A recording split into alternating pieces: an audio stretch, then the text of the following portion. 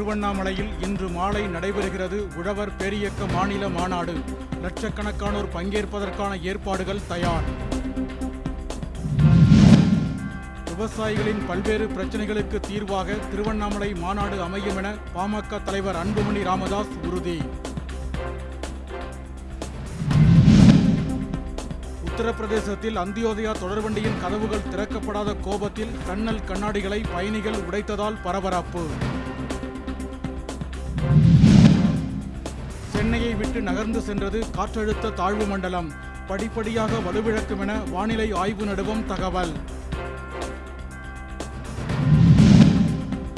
காஞ்சிபுரம் அருகே புதுப்பாக்கத்தில் தலையில் வெட்டுக்காயங்களுடன் இடுப்பில் கல்கட்டிய நிலையில் அழுகிய சடலம் குளத்தில் இருந்து மீட்பு.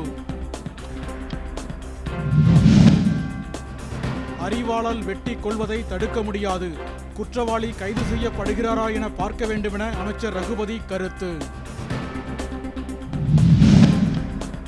தேனி மாவட்டம் கும்பக்கரை அருவியில் நீர்வரத்து சீரானதால் 8 நாட்களுக்கு பிறகு சுற்றுலா பயணிகள் குளிப்பதற்கு அனுமதி. பழனி அருகே நிதி நிறுவன அதிபர் வீட்டில் 3 நாட்களாக நடைபெற்ற வருமான வரித்துறை ஆய்வு நிறைவு. முக்கிய ஆவணங்கள் கைப்பற்றப்பட்டதாக தகவல்.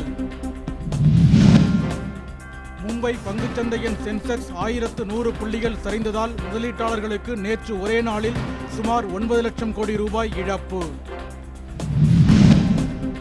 அமெரிக்காவிடமிருந்து எண்ணெய் எரிவாயுவை ஐரோப்பிய நாடுகள் வாங்கவில்லை எனில் விளைவுகளை சந்திக்க நேரிடும் என ட்ரம்ப் எச்சரிக்கை.